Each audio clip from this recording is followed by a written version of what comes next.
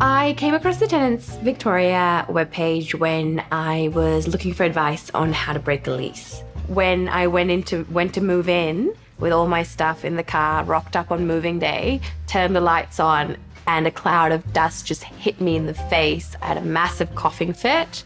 There was sawdust in the kitchen, paint dust in the bathroom, paint buckets everywhere, and orange mold in the bathroom. And I stepped out and dropped the keys straight back into the real estate agent's office.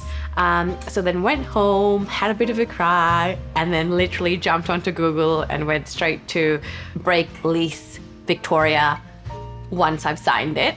Googled it and Tenants Victoria's page popped up. And there was a page on starting a tenancy, almost a checklist of which you'd use before you'd move in.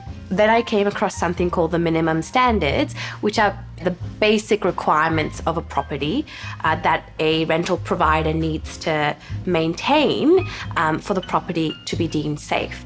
And specifically, I think there was one line on it that was probably my saving grace, which was you can break the lease even if you signed it, but you haven't moved in. So if you haven't actually spent a night in the property, then that, rule applied to you. So the next step I did was copy and paste that into an email to the agent and say, look, I don't feel safe.